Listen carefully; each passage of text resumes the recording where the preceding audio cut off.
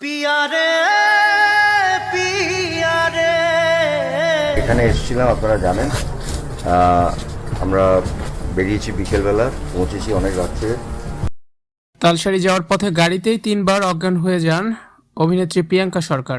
তখন প্রিয়াঙ্কাকে নিয়ে বিপদে পড়ে যান প্রসেনজিৎ ও ঋতুপর্ণা। গতকাল প্রিয়াঙ্কা তালসারি পৌঁছানোর সময় এক হৃদয় বিদারক ঘটনার সৃষ্টি হয়। অভিনেতা রাহুল বন্দ্যোপাধ্যায়ের মৃত্যুর পর শোকাতুর প্রিয়াঙ্কা সরকারের শারীরিক অবস্থা নিয়ে চরম উদ্বেগ তৈরি হয়েছে। কলকাতা থেকে ওড়িশার তালসারি থানায় অভিযোগ দায়ের করতে যাওয়ার দীর্ঘ পথে প্রিয়াঙ্কা প্রচণ্ড মানসিক চাপে 3বার অজ্ঞান হয়ে পড়েন। রাহুলের মৃত্যুর পর থেকেই মানসিকভাবে বিধ্বস্ত ছিলেন প্রিয়াঙ্কা সরকার। কলকাতার প্রাথমিক আইনি প্রক্রিয়া শেষ করে যখন তিনি তালসারির উদ্দেশ্যে রওনা হন, তখন থেকেই তার শরীর সায় দিচ্ছিল না। কলকাতায় বিক্ষোভ সমাবেশ চলাকালে প্রিয়াঙ্কাকে দেখা যায় তার টলমলে অবস্থা।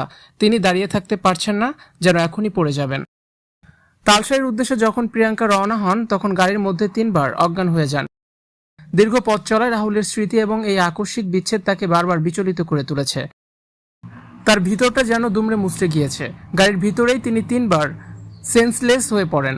তার সাথে থাকা স্বজন এবং সহকর্মীরা বারবার চেষ্টা করেও তাকে স্বাভাবিক করতে হিমশিম খাচ্ছিলেন। বারবার প্রিয়াঙ্কার অসুস্থ হয়ে পড়ার কারণে পথিমধ্যে গাড়ি থামাতে হয় এবং তাকে সুস্থ করার চেষ্টা করা হয়। এই কারণে রাত 3টায় তালসারি থানায় পৌঁছান প্রিয়াঙ্কা প্রসেনজিৎরা।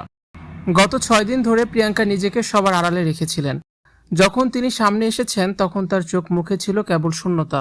প্রিয় মানুষের মৃত্যু তাকে কতটা ক্ষতবিক্ষত করেছে তা তার টলমলে হাঁটা চলা দেখেই স্পষ্ট বোঝা যাচ্ছে।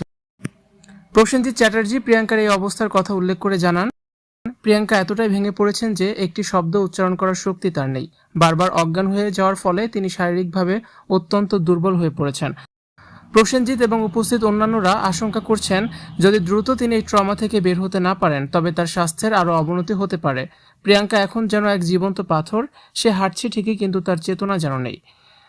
রাহুল প্রিয়াঙ্কার সেই বিখ্যাত সিনেমা চিরদিনই তুমি যে আমার ছবির প্রেমের শেষটা যে এত করুণভাবে হাসপাতালের করিডোর আর থানার দোরগোড়ায় এসে ঠেকবে, তা মেনে নিতে পারছেন না অনুরাগীরাও।